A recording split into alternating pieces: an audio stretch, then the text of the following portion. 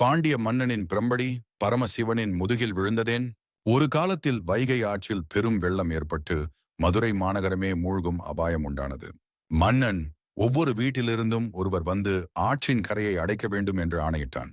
மதுரையில் வந்தி என்ற மூதாட்டி புட்டு விற்று வாழ்ந்து வந்தாள். தனக்காக வேலை செய்ய ஆள் இல்லாமல் அவள் சொக்கநாதரிடம் மனமுருக வேண்டினாள். அவள் முன் பேரழகு வாய்ந்த ஒரு கூலியாள் வடிவில் சிவபெருமானே தோன்றினார். அவர் கூலியாக பணம் கேட்கவில்லை, சுட்ட புட்டையே கூலியாக கேட்டார். புட்டை உண்ட சிவன் வேலையை சரியாக செய்யாமல் அங்கே லீலாகள் புரியத் தொடங்கினார்.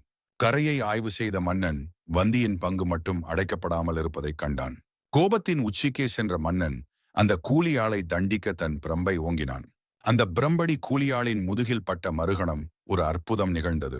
அந்த அடி மன்னன் உட்பட உலகில் உள்ள அனைத்து உயிர்களின் முதுகிலும் விழுந்தது. வந்திருப்பது கூலியாள் அல்ல, சாக்சாத் பரமசிவனே ஆணி அனைவரும் உணர்ந்தனர்.